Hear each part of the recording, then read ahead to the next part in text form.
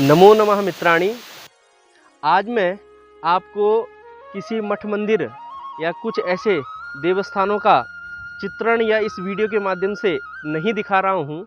आज हम एक ऐसे विषय पे चर्चा करने वाले हैं जिसके नाम से यह उत्तराखंड, जिसको हम देवभूमि कहते हैं। और जब देवभूमि में रह कर के हम देववाणी माँ संस्कृत की वार्ता न करें तो हमारा इस देवभूमि में रहना एक सार्थकता के रूप में नहीं देखा जा सकता है। मित्रों, मैं बात कर रहा हूँ आपसे श्री कमल नयन प्राच्य विद्या संस्थानम, जो कि उत्तराखंड के पांचवें धाम भगवान सेम नागराजा की दिव्य भूमि में स्थित, और यहाँ पर इस दिव्य स्थान पर किन विषयों का शिक्षण प्रशिक्षण दिया जाएगा। एक छोटा सा परिचय कि श्री कमल नयन प्राच्य विद्या संस्थान की स्थापना हम लोगों ने किस लिए की। श्री कमल नयन प्राच्य विद्या संस्थान की स्थापना जो भी संस्कृत विषय के अंतर्गत आने वाले विषय हैं, जिनका संबंध सीधे सीधे माँ संस्कृत से जुड़ा हुआ है, अर्थात जो संस्कृत भाषा से हमारे वेद ग्रंथों से निकल करके जिन विषयों को हम समाज में देखते हैं, उन विषयों का हम शिक्षण प्रशिक्षण के लिए इस संस्थान का, अर्थात संस्कृत भाषा के साथ साथ में संस्कृत विषयों का प्रचार प्रसार किस प्रकार से करें, इस संस्थान का मूल कार्य रहेगा। इसमें जैसे कि माँ संस्कृत के अंतर्गत जैसे हम अपने जीवन और शरीर को एक सुदृढ़ और मजबूत बनाने के लिए, आपने अभी कोरोना काल में देखा होगा कि योग के माध्यम से, जिसको अंग्रेज लोग योगा कहते हैं, योगा के माध्यम से, योग के माध्यम से अपने शरीर को बलिष्ठ बनाते हैं, अपनी इम्यूनिटी को बढ़ाते हैं।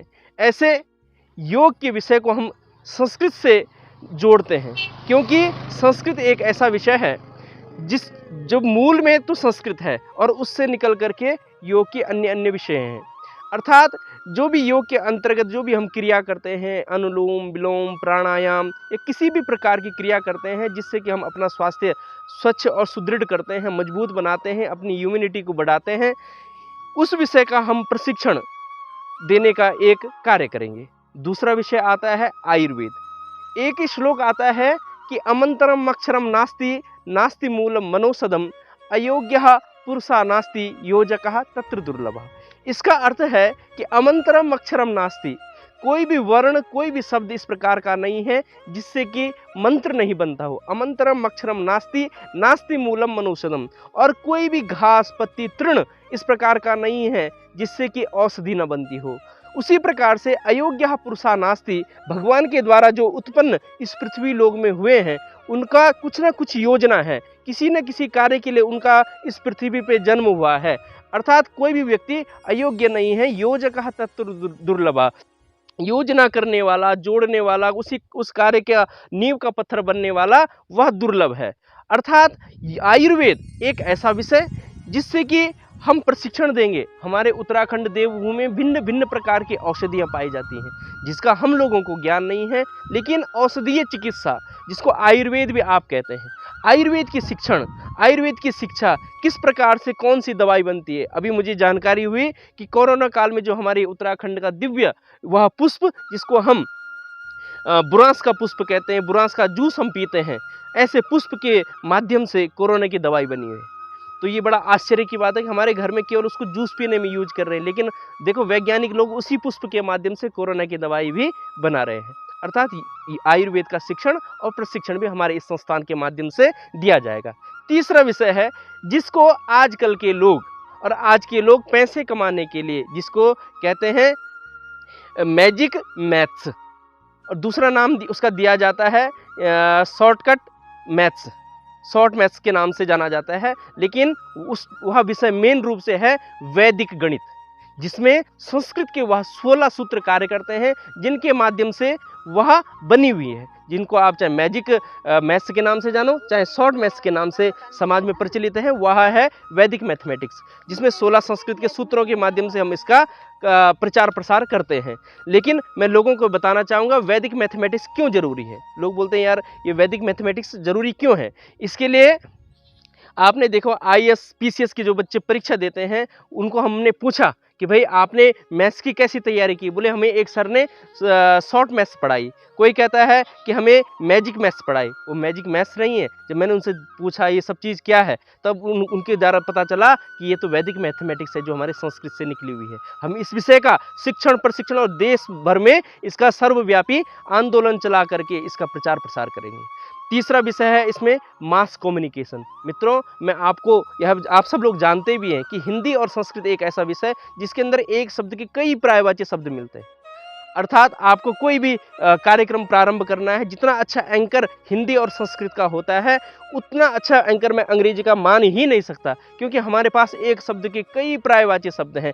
अर्थात संस्कृत साहित्य के अंदर अगर हम चले जाएं, आप कभी भी बड़े बड़े विद्वानों का, बड़े बड़े कथावाचकों का, वक्ताओं का उद्बोधन सुनेंगे, तो ऐसे शुद्ध हिंदी और शुद्ध संस्कृत के श्लोकों के माध्यम से वह समाज को इकट्ठा करने में, और वहाँ पर उसमें किंतु परंतु भी नहीं लगता। वो संस्कृत साहित्य है जिसके माध्यम से आज हम कह सकते हैं कि मास कम्युनिकेशन का वह कोर्स, जिसके कारण से व्यक्ति का व्यक्तित्व विकास भी होगा, और संस्कृत भाषा के माध्यम से, हिंदी के माध्यम से, उनके श्लोकों के माध्यम से, सूक्तियों के माध्यम से वह अपने उद्बोधन को विस्तृत रूप में रखेगा। और हम इस मास कम्युनिकेशन के लिए व्यक्ति का बोलने की जो क्षमता रहती है, धारा प्रवाह जो हिंदी और संस्कृत बोलने की क्षमता रहती है, समाज को शुद्ध और संस्कारी भाषा के रूप में समाज को स्थापित करने की जो क्षमता रहती है, वह मात्र केवल संस्कृत भाषा में है।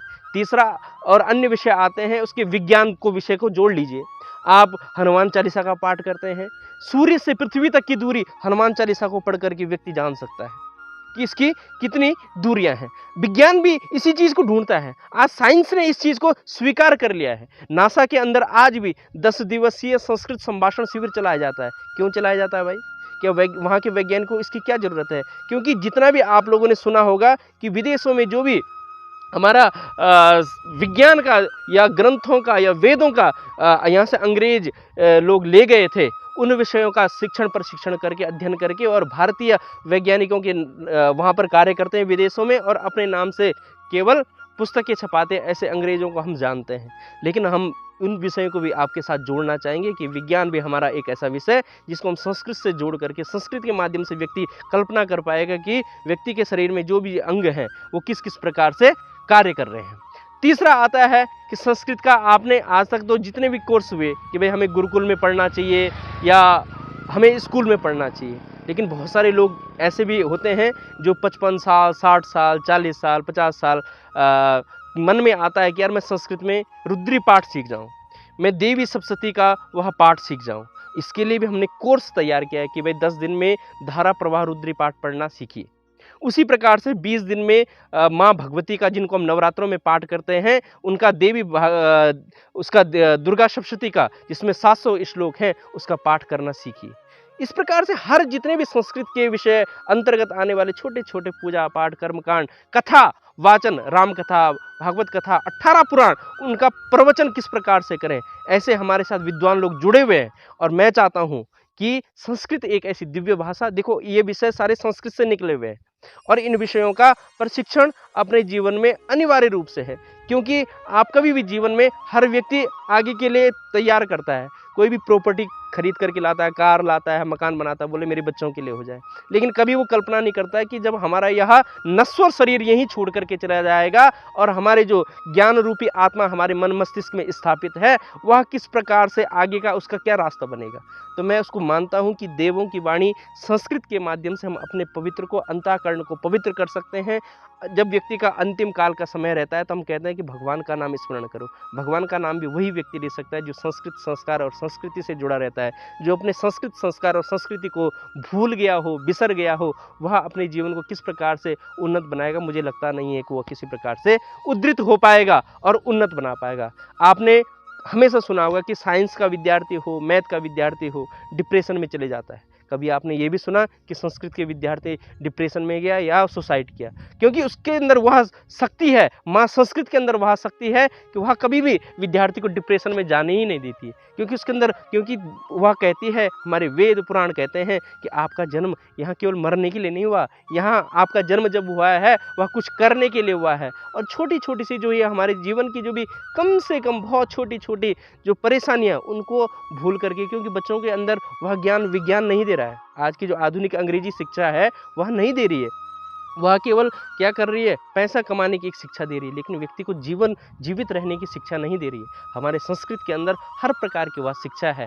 तो मित्रों, मेरा आपसे आग्रह है, श्री कमल नयन प्राच्य विद्या संस्थान जो उत्तराखंड के 5 धाम सेम मुखिम के सदर गांव में स्थापित की गई है, उस संस्था के बढ़ाने के लिए अपना सहयोग, और मैं चाहता हूं कि सभी मित्र ज़्यादा से ज़्यादा इस वीडियो को शेयर करें, क्योंकि मैं चाहता हूं कि आप जैसे विद्वत वृंद इस संस्था में सदस्यता ग्रहण करें। मेरा आग्रह है कि आप सभी लोग इस संस्थान में अपनी सदस्यता ग्रहण करके, और संस्थान के जितने भी हमारे शिक्षक, आचार्य और सभी बंधु बांधव हैं, कार्यकर्ता हैं, क्योंकि और इसमें सेवा भाव से जुड़े हुए हैं, हमारे कई बंधु ऐसे हैं जो सेवा भाव से जुड़े हुए हैं। उनको प्लेटफॉर्म नहीं मिलता है कि हम सामाजिक काम करना चाहें। ये तो हमारे केवल एक शिक्षण का काम है, लेकिन हमारे संस्कार कहीं पे अगर हमें गौ माता की सेवा करने का भी सही अवसर मिलेगा तो हम वो कार्य भी करेंगे। पर्यावरण के रक्षण संरक्षण का भी वो मिलेगा तो वह कार्य भी हम करेंगे। इस प्रकार से मेरा आप सभी से आग्रह है कि हमारे इस श्री कमल नयन प्राच्य विद्या संस्थानम में सदस्यता ग्रहण करके, और इस नंबर पर आप सहयोग करें, 8929024888। इस नंबर पे आप कांटेक्ट करके हमारे इस संस्थान में सदस्यता ग्रहण कर सकते हैं। ऐसा मेरा आपसे आग्रह है कि आप ज़्यादा से ज़्यादा लोग इसको देख करके ज़्यादा से ज़्यादा शेयर करें और हमारे संस्थान में सदस्यता ग्रहण करें। बहुत बहुत धन्यवाद। नमो नमः।